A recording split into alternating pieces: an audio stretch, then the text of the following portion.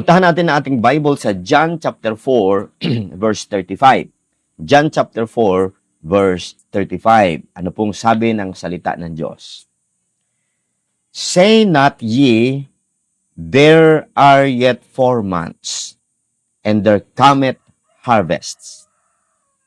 Behold, I say unto you, lift up your eyes, and look on the fields, for they are white already to harvest. Mga kapatid, kung ano po ang ating sitwasyon sa buhay, kung ano ang kondisyon ng ating isipan, kung ano ang kondisyon ng ating puso, most of the time, okay, ito ay dahil sa mga bagay na ating pinipili kung ano ang ating titignan.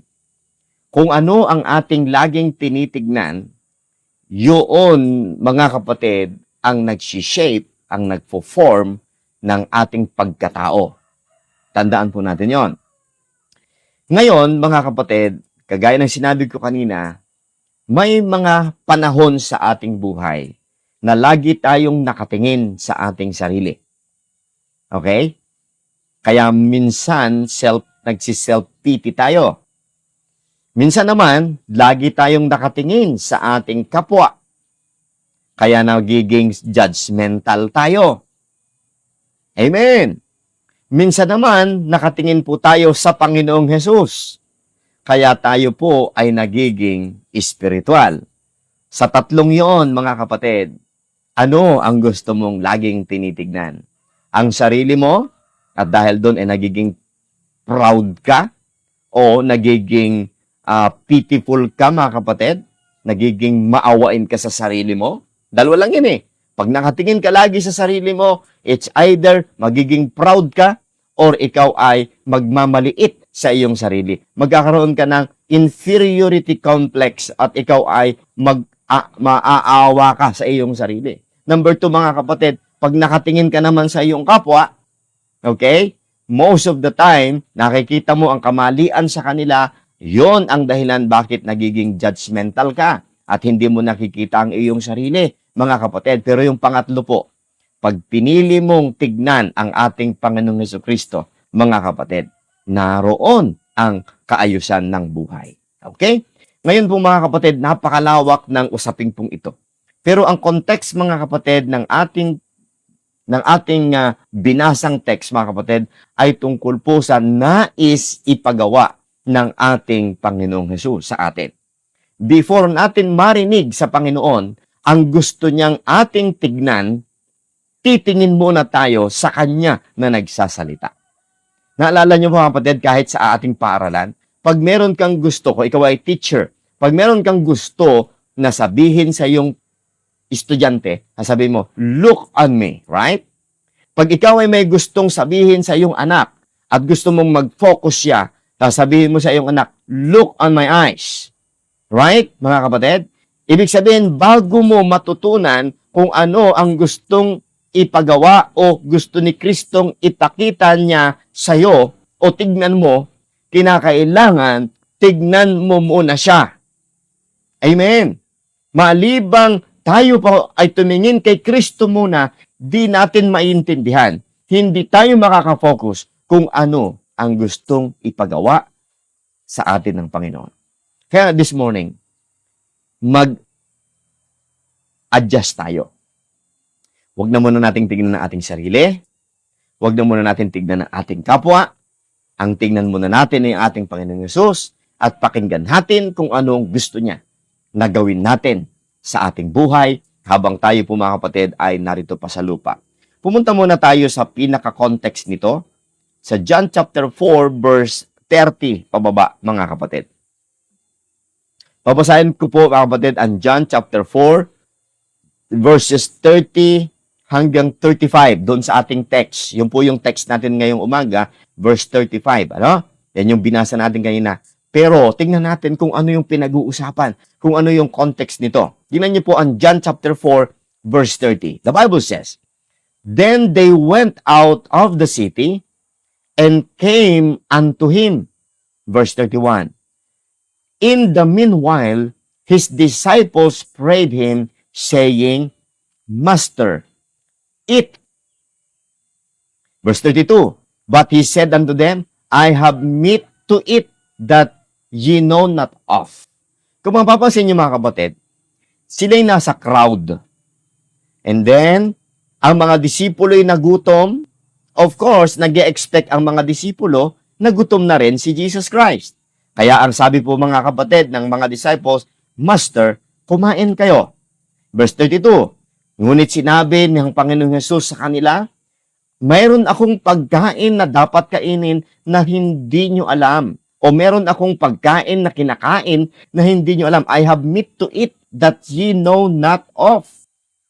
Now, ano ang dating nito sa mga disciples?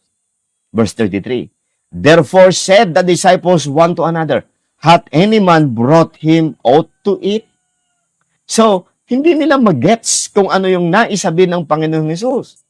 Spiritual na bagay ang sinasabi ng ating Panginoong Hesus, pero ang iniisip ng mga disipulo'y, mayroon bang nagbigay ng pagkain sa Kanya?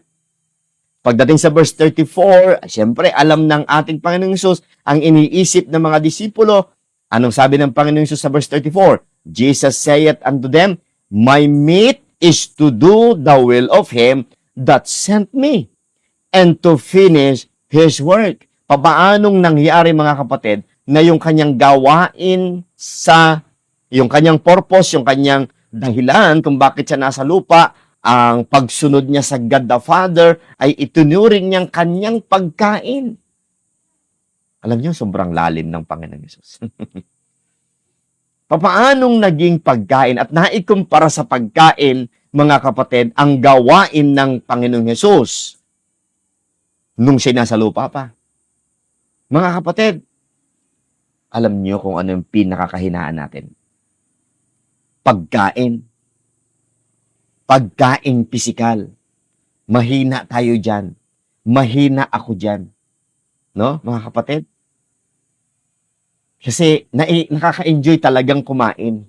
Lalo na masarap ang pagkakaluto. Mga kapatid. Kaya itong gawain ng Panginoon ay naikumpara. Okay? At dinadala ng Panginoong Hesus ang isang ilustrasyon na ang kanyang gawaing ginagawa para sa God the Father ay gasing sarap ng pagkain o pag-i-enjoy ng physical na pagkain. Okay? Kaya alam nyo, ang sabi ng Panginoong Hesus sa verse 35, spiritual na bagay ang kanyang sinasabi, habang ang iniisip ng mga disipulo ay material na mga bagay. Spiritual na pagkain ang iniisip ng ating Panginoong Hesus, habang ang mga disipulo ay physical na pagkain ang kinikare po nila. Anong sabi ng Panginoon Hesus sa verse 35? Say not ye, there are yet 4 months, and then cometh harvests. Behold, I say unto you, lift up your eyes, and look on the fields, for they are white already to harvest. So, ang tinutukoy ng ating Panginoong Jesucristo ay ang mga kaluluwa.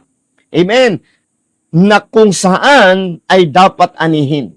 So, itong talatang ito, mga kapatid, ay isa pong talinghaga. Ito po, mga kapatid, ay isang pahiwatig na pinagmamadali ng Panginoong Hesus ang kanyang mga disipulo sa kanila pong ministry. Okay? Kaya po, ang earthly ministry ni Jesus Christ at ang 12 disciples ay urgent ministry. Amen? Or ministry of urgency. Okay? That's why noong panahon na yon ay talagang tinawag ng Panginoong Hesus ang mga disipulo. Sila po'y nagme-mend ng nets nila kasi mangingisda po sila. Pero tinatawag sila ng Panginoon, follow me, follow me, follow me. Amen? Kahit naiwanan nyo ang pamilya nyo, yun po yung doktrina sa panahon ng Panginoong Hesus. Okay? Pupurihin sila, i-comment sila ng Panginoong Hesus kung wala silang ibang iisipin kundi ang pagsunod kay Kristo.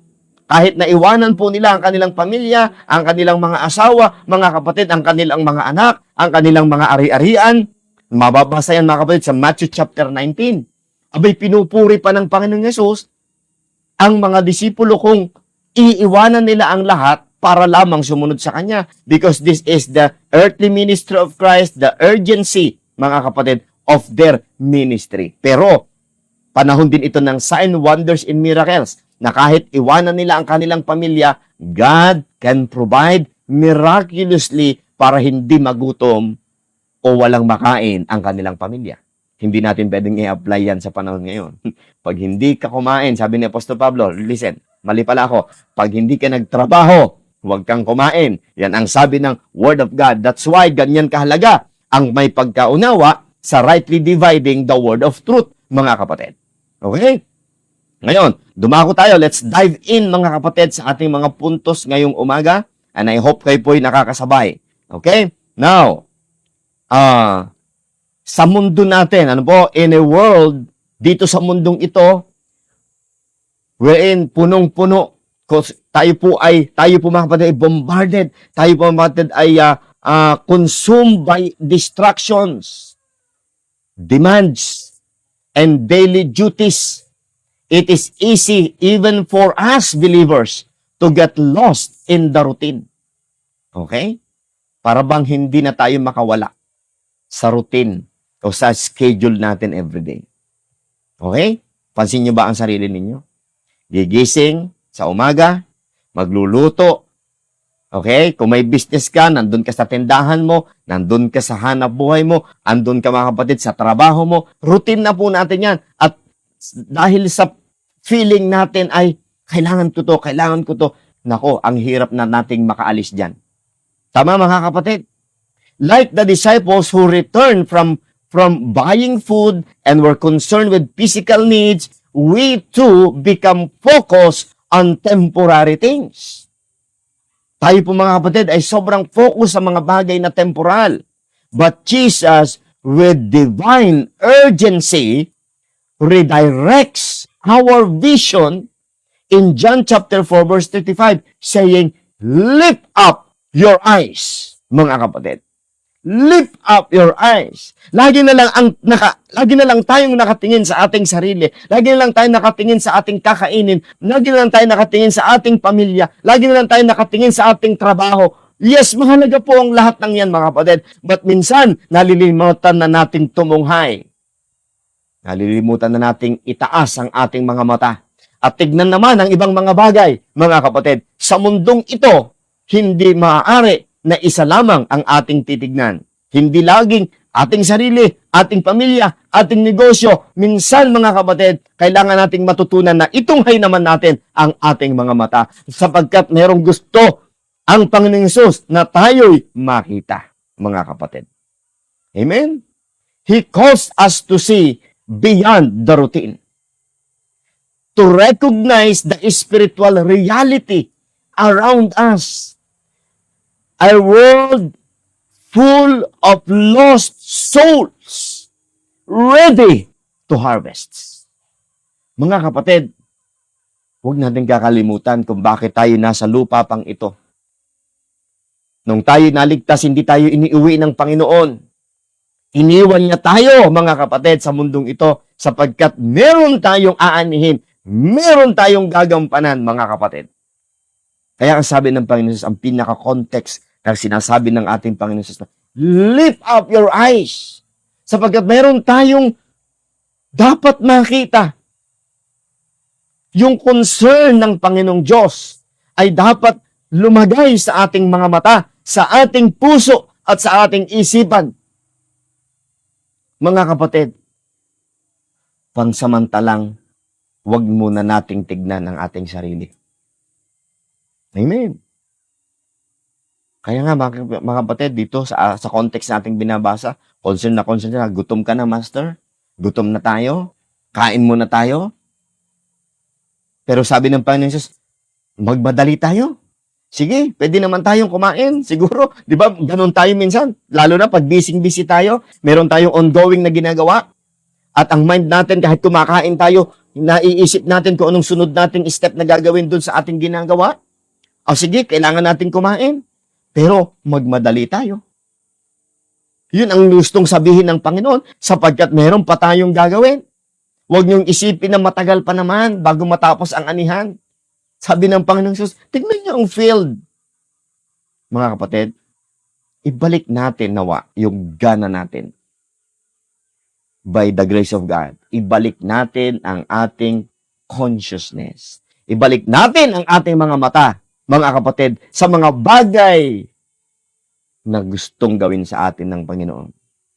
Alam niyo po, may mga pinanggalingan tayong organization o simbahan before na sobrang galing nila sa soul winning, right? Talagang every afternoon ng Sunday, Saturday, may saturation, may soul winning, may pamimigay ng tracts, right?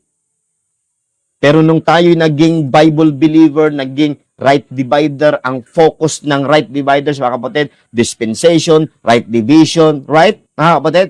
Pero ito napansin ko ha, parang nawala yung gana sa pagsasaturate at pagbabahay-bahay kagaya nung tayo po ay nandun pa sa dati. Amen! Hindi po lahat ng ginagawa o practices ng dating pinanggalingan nating mga simbahan ay mali. Amen! Lalo na pagdating sa soul winning, tayo po na nakakaalam ng tamang approach kung paano mag-soul winning, bakit parang tayo naman ang nawala sa pag-soul winning? Amen! Criticize tayo ng criticize, dapat ganito, ang sinner's prayer ay dapat ganyan, pero hindi na naman tayo soul winning.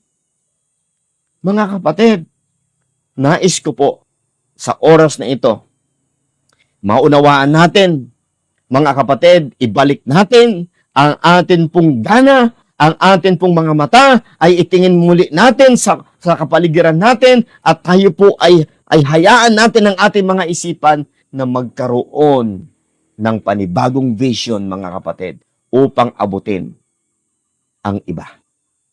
Tama na ang pagtingin sa problema ng iba. Tama na ang pagtingin sa mga bagay-bagay ng ibang tao. Kaya alam nyo mga kapatid, may isang preacher akong narinig, sabi niya, alam nyo kung bakit may chismisan sa church? Alam nyo kung bakit merong away sa church? Alam nyo kung bakit may mga bagay-bagay na nangyayari at puro na lang gulo after gulo sa mga simbahan natin ngayon? Dahil nawala na yung ating excitement na mag-soul win. Ang nakikita na natin ay ang isa't isa sa loob ng simbahan. Ang nakikita natin ay ang pagkakamali ni kapatid, at yung kapatid naman, yung pagkakamali ko, sumbatan na lang, mga kapatid, sisihan na lang. You know why? Kasi wala nang nakikita wala nang ministry sa labas Wala nang ministry doon sa mga unbelievers. Ang ministry nila ay ayusin ang buhay ng isa't isa. Ayusin ang buhay ng kapatid na nagkakasala.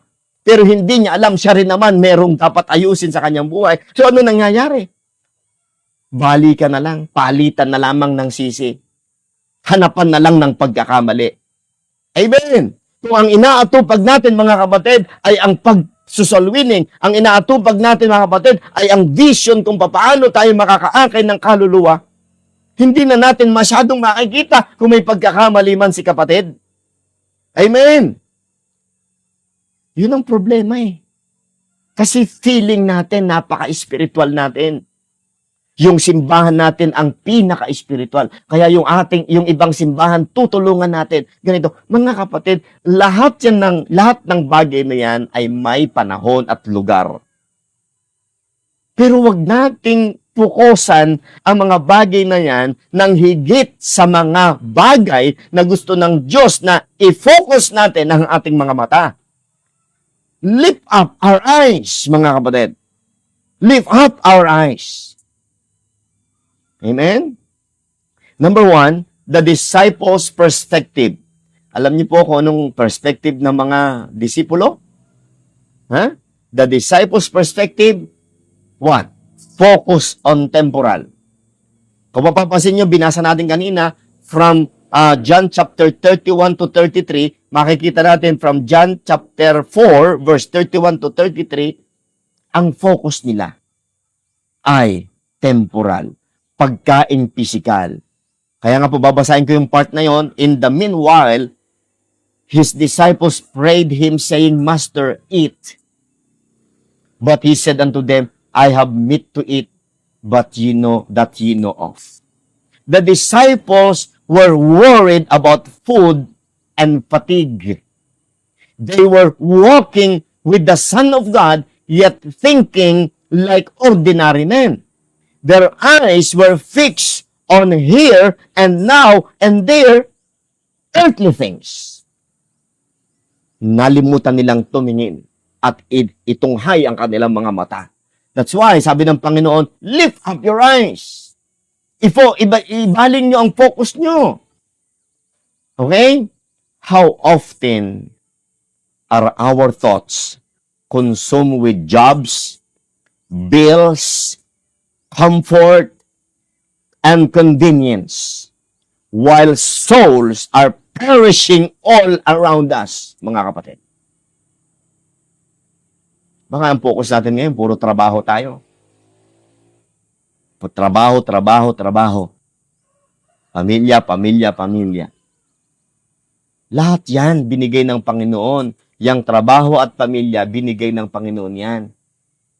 Pero binigay din ng Panginoon na duty natin na tulungan na ma-reconcile ang mga taong hindi pa ligtas. Walang gagamitin ng Diyos, kundi tayo, mga kapatid. Help us. Help ourselves, mga kapatid, na ma-focus tayo sa ibang bagay. Ibaling natin ang ating mga mata sa mga bagay na gusto ng Diyos, kung saan natin dapat itingin ang ating mga mata. Number 2. Ano yung number 1, mga kapatid? The disciples' perspective, focus on the temporal. Number 2, the Savior's passion. The Savior passion. Focus on the eternal. Amen? Anong perspective ng disciples? Temporal. Ano ang passion ng Savior? Eternal. Amen, mga kapatid. John chapter 4 verse 34, the Bible says, Jesus saith unto them, my meat is to do the will of Him that sent me, and to finish His work. Mga kapatid, baka akala natin, ang duty natin sa lupang ito ay mapalaki lang ang ating mga anak, mapag-aral, mabigyan ng kayamanan. Baka yun lang ang focus po natin, mga kapatid. Baka akala natin, dapat may maipamana ako sa aking mga anak. Dapat ang mga anak ko, mabigyan ko ng insurance. Baka yun, dapat ang mga anak ko, mabigyan ko ng negosyo. Maganda lahat yung bagay na yan. Hindi ko sinasabing huwag ninyong paghandaan ang future ng inyong mga anak, mga kapatid. Pero baka naman sumusobra na. At nalimutan natin, mga kapatid, ang pinagagawa sa atin ng Panginoon. Amen. For Jesus, doing the will of the Father wasn't just a task.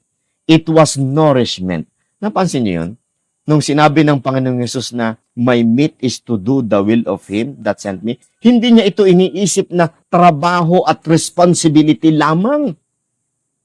Ano bang meron kapag kumakain ka? Meron kang lakas, meron kang nourishment na makukuha sa pagkain na iyon. Tama? Pero sabi ng Panginoong Jesucristo, my meat is to do the will of Him that hath sent me, mga kapatid.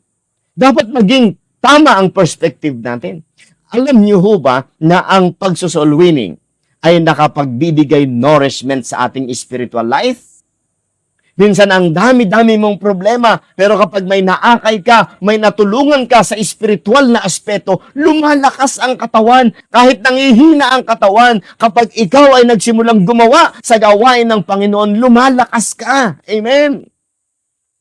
Pag nakikita mo ang mga kaluluwa na nagbabago, nakikita mo ang kaluluwa na naliligtas, ang isang mananampalatayang nadapa sa Panginoon ay lumakas, mga kapatid. Nakikita mo yun, abay parang lumalakas din ang iyong katawan. Amen. My meat is to do the will of Him that hath sent me. Ibig sabihin, mga kapatid, hindi lang natin namamalayan, may spiritual power. Meron pong ginagawa even in our physical body ang ating paggawa sa gawain ng Diyos. Amen. Magtataka ka minsan, ang dami mo namang kinain. May pera ka naman, pero parang nanglalata ka, parang nanghihina ka, parang wala kang kagana-gana sa buhay. You know why? May kulang. Ha? You are not eating the meat of heaven. What is the meat of heaven? It is to do the will of God concerning souls, mga kapatid. Amen? The urgency of the harvest outweighed his physical needs. He was moved with compassion for a lost woman at the well. Do you remember that? And through her, the entire village would hear the gospel. Amen, amen. Sabi po ng Luke 19:10, for the Son of Man is come to seek and to save that which was lost. Huwag natin kakalimutan kung ano po yung duty natin sa mga hindi mananampalataya. Okay? Kamakailan lamang, ako po ay nanunood ng mga programa ng mga Bible Baptist. Yes. Tinitignan ko kung ano yung mga programa nila. May nakita akong isang simbahang napakalaki, mga kapatid. At nag-i-invest talaga sila ng malaking halaga upang pakainin ang mga unbeliever. Nagigets niyo ba ibig sabihin ko? Para bang ang trending na iba? Noon, ang focus natin, pakainin ang mga unbeliever para mabigyan ng Bible, para mabigyan ng gospel, right? Okay? Pero ngayon, ang nangyayari, ang trending sa mga local churches ngayon ng rightly dividing the word of truth churches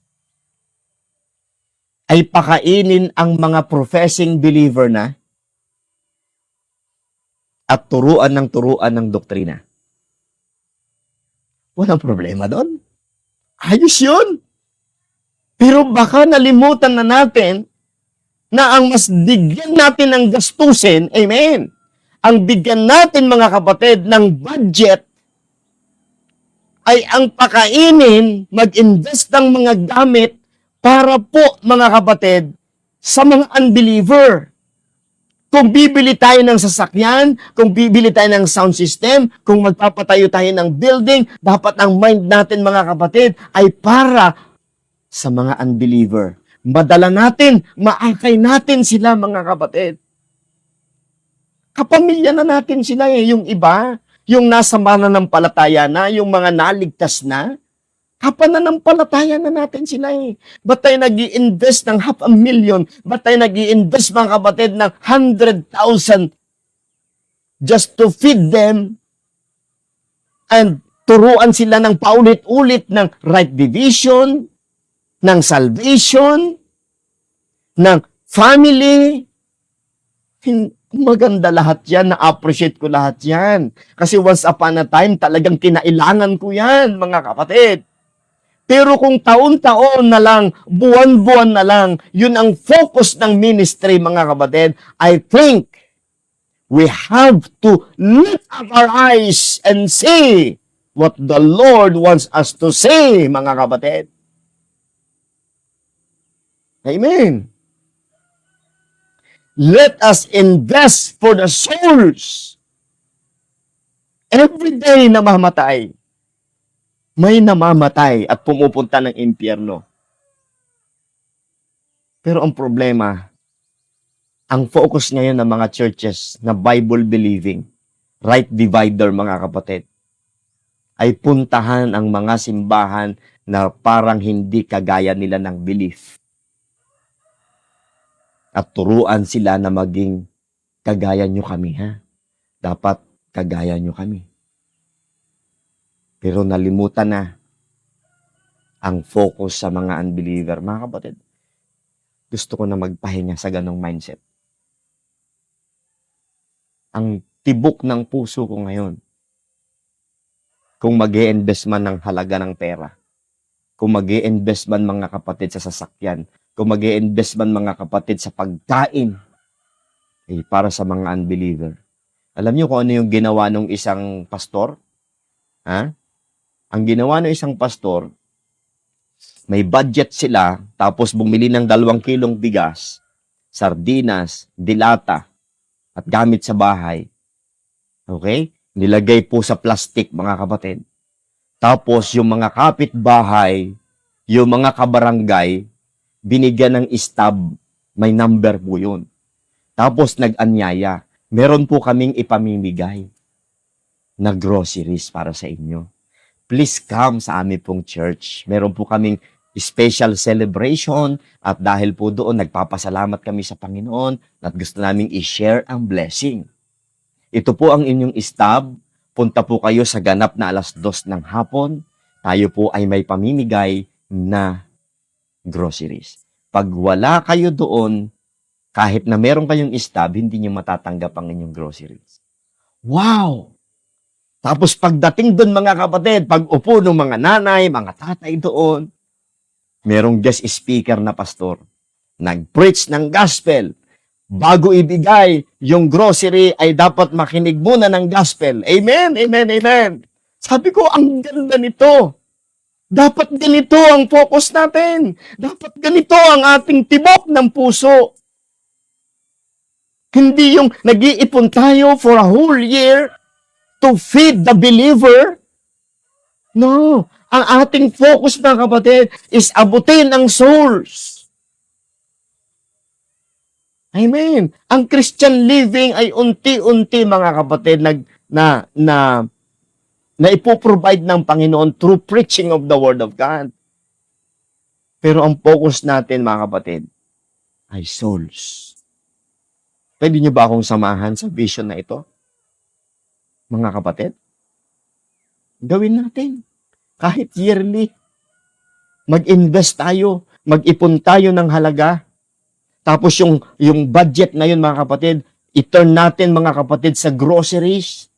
I-turn po natin, mga kapatid, sa mga material na bagay at ibamigayin po natin sa mga unbeliever. Kung yun po ang paraan upang makashare tayo ng Word of God, no problem. Ang Panginoong Yesus ginamit din ang pagpapakain sa 3,000, sa 4,000, sa 5,000. Pinakain niya po ng physical. Kasi ang tao po, physical talaga eh. Hindi mo basta-basta maisisingit ang gospel kung hindi mo po sila pakakainin muna. Yun ang nature ng mga unbeliever. Hindi ka basta-basta makakapag-share ng gospel sa kanila kung wala ka munang ipinakitang kagandahan ng loob. Especially yung panglagay sa kanilang sikmura, yung panglagay sa kanilang nagugutom at kumakalam na sikmura, mga kapatid. Ha? Ang kailangan nila, yung pagkaing pisikal. Gusto mo agad-agad, spiritual. Mga kapatid, hindi compromising yun.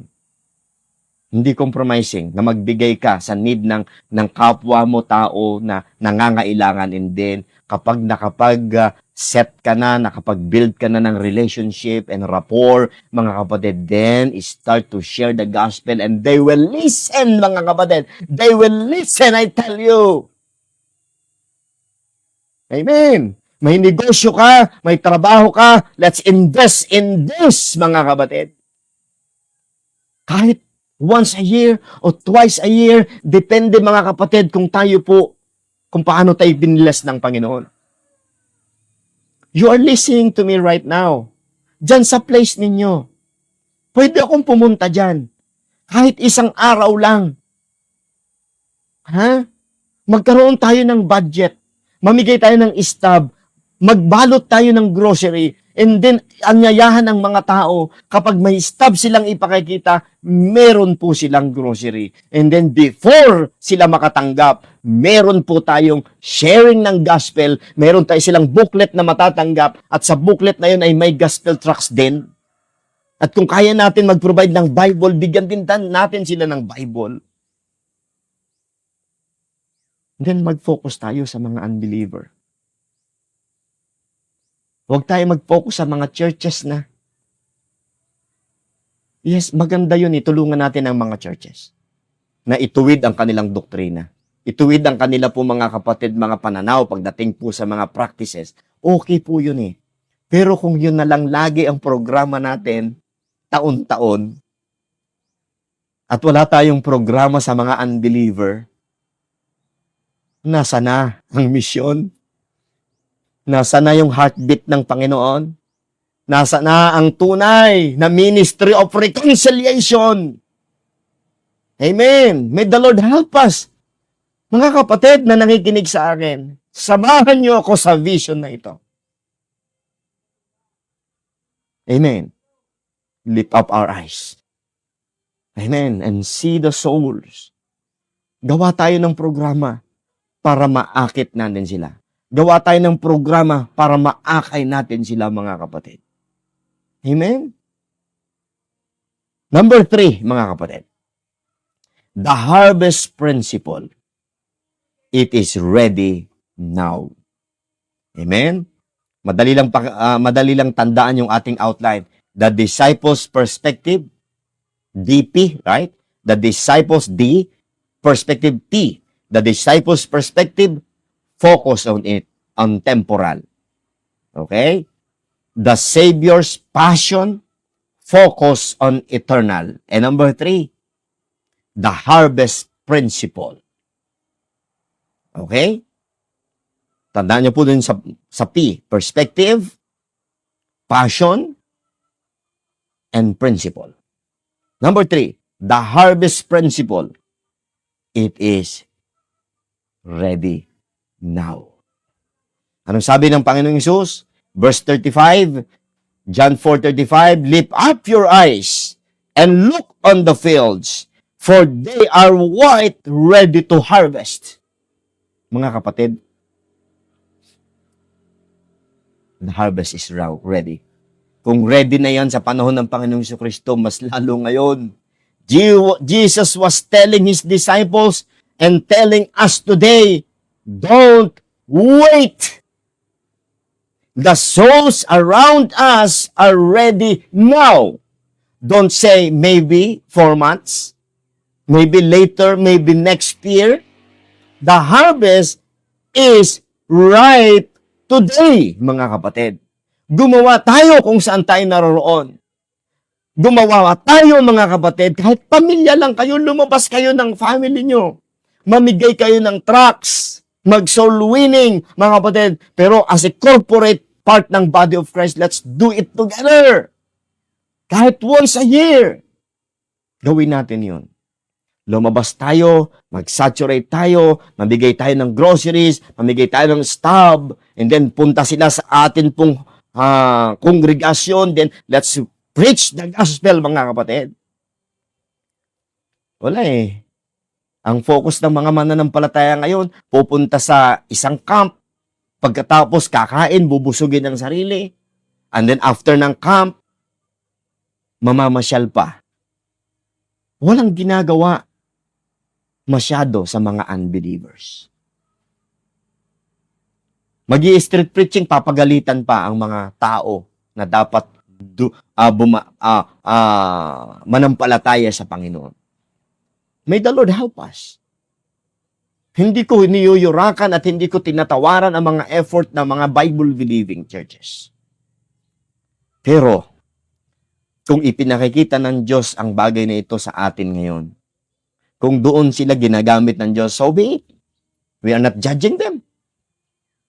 Pero kung pinakikita ito sa atin ng ating Panginoon ngayon at tayo po ay hindi kikilos, the Lord will judge us. Amen. Kaya ito po yung aking puso ngayon, mga kapatid. Kung kayo po ay nagbibigay, nagsishare ng inyong blessing sa online ministry na ito. Okay? House Church Network, mga kapatid, ipunin natin. Ang heart's desire ko, tayo po ay gumastos ng pera para sa mga unbeliever. Amen. Huwag nating gastusin ng pera para sa ating luho, para sa ating kasiyahan. Kunin natin yon. Pwede naman yon, pero kunin natin yun, mga kapatid, sa ating mga extras. Pero yung ating offering, yung ating po, mga kapatid, atin pong binibigay, iipunin natin yon. At kapag may sapat na tayong halaga, kahit saang lugar, gagawin natin yun. Mamimigay tayo ng stab, magsosoul winning tayo, i-invite natin sa isang place, and then, bago natin ipamigay ang grocery, mga kapatid, magpipreach muna ako ng gospel. Amen! Woo! Let's do it together, mga kapatid. Amen? And lastly, our mission. Lift up your eyes. Amen? Our mission, lift up our eyes. Anong sabi mga kapatid ng Matthew chapter 9, verse 37 and 38? Amen? Matthew chapter 9, verse 37 and 38. Anong sabi ng Bible? Then saith he unto his disciples, the harvest truly is plenteous, but the laborers are few. Pray ye therefore the Lord of the harvest, that he will send forth laborers into his harvest. Mga kapatid, matagal na tayo nagpipray sa Lord of the harvest. At nung tayo ay naligtas, tayo na mismo ang laborers. Ang problema, ang dami ng laborers, iba lang ang focus ng mga mata. Dito sa verse na ito ay pinakikita sa atin na kung merong maliligtas at madadagdag sa mga laborers, mga kapatid, baka akala nyo ang laborers si pastor lang, missionary lang. No, lahat ng ligtas, we are joint laborers, we are co-laborers. We are laborers together with God, sabi ni Apostle Paul. Ibig sabihin, kapag naligtas ka, you are the laborers. And let us pray for more laborers. Anong ibig sabihin nun? Let us pray for more souls to be saved. Kasi kapag na-save na po ang isang soul, laborer na din siya. Nagets niyo po, mga kapatid? Parang ngayon lang uli ako nagagalit pag nagpipreach. Hindi ko ako galit.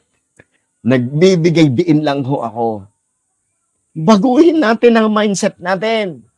Huwag nating isipin na ang laborer ay yung binabayaran sa church na workers. No! Laborers is those who receive salvation by grace through faith. Ang lahat tayo laborers, mga kapatid. Ang sabi ng Panginoon, let us pray therefore the Lord of the harvest, that He will send forth laborers into His harvest. So, ang gagawin natin ngayon, mag-aakay tayo ng kaluluwa at turuan natin at ipakilala natin, ituro natin sa mga bagong ligtas na laborer din sila. Tignan nyo nga kung gaano kadaming masusolwin natin. Tingnan nyo kung gaano kadaming souls ang atin pong maaakay sa Panginoon kung isipin natin na lahat tayo laborers. At wala tayong binabayarang laborers. Lahat tayo laborers ng Panginoon, mga kapatid. Lahat tayo dapat mag-contribute. Hindi lang ng financial, kundi maging ang ating time and ating treasure, mga kapatid. Amen. I hope na meron kayo natututunan. Sapagkat ang bagay na ito ay dapat mag-sink in sa ating puso. Jesus saw the harvest and acted with urgency. Amen. He was willing to go hungry, tired, and misunderstood because he valued souls for comfort or over comfort. Ganda po noon, uulitin ko. Jesus saw the harvest and acted with urgency. Jesus was willing to go hungry, tired, and misunderstood because he valued souls over comfort. Amen. The question is, will we follow his example? Kaya ba nating mag-sacrifice? Kaya ba nating i-give up yung kaunting leisure sa buhay natin? Yung kaunting comfort sa buhay natin? Para lamang po maidagdag sa gawain ng Panginoon? Will we lift our eyes from our routines, our worries, our comforts, and see the eternal need around us?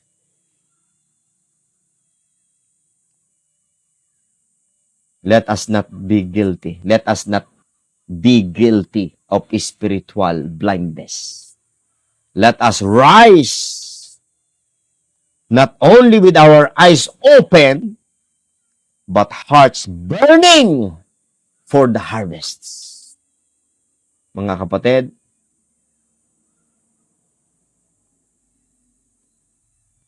I want to invite you sa isang misyon, mga kapatid. Pray for a heart like Jesus. Pag-pray natin ang ating sarili na magkaroon tayo ng puso ng Panginoon. Urgent, compassionate, and focus on the Father's will. Number 2, look around you. Your workplace, neighborhood, even your own family, the fields are ripe. Go and share the gospel. For the night cometh when no man can work. John 9 verse 4. Mga kapatid, pag-pray niyo po ako. Matindi yung burden sa heart ko.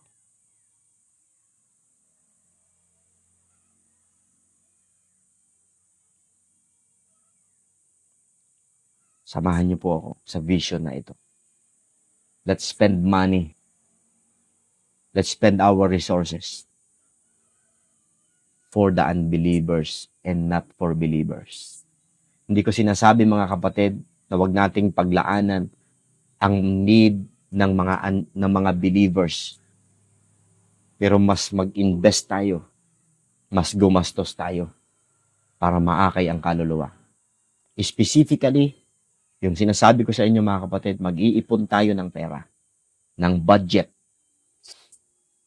Gagawa tayo ng isang gift. Okay? Gift box or gift na groceries. Punta tayo sa isang barangay. I-coordinate natin sa kapitan. Okay? Then mamigay tayo ng stub sa mga bahay-bahay. Kung ilan lamang yung grocery natin, yun lang yung stub natin na ibibigay sa bahay-bahay. And then, i-invite natin, punta ho kayo. Pakikita nyo lang yung stub ninyo at meron kayong blessing. Meron kayong grocery. Di ba? Siyempre, hindi kukunin na mayayaman yun.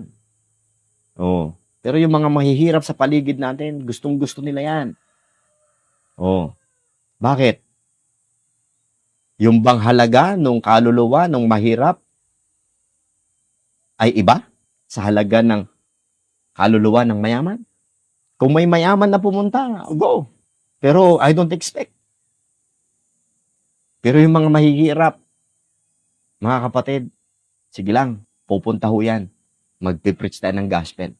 And through that, makakapagtayo tayo ng mga churches. Kasi kung gagawin natin yan sa bawat barangay, kung saan kayo naroon, kahit nasa Iloilo kayo, Sister Bing, Sister Rebecca, saan man kayong place, pupunta ako dyan, kahit ako lang at ang aking wife. Gagawin natin yan. Magsasaturate tayo, mamimigay tayo ng stub, dadalhin natin sa meeting, magpipreach ako ng gospel, and then, ipapollow up natin kung meron mang masisave. Anong sunod doon? Local church. Di ba? Amen. I hope naintindihan niyo po ang puso ng Panginoon ngayong umaga.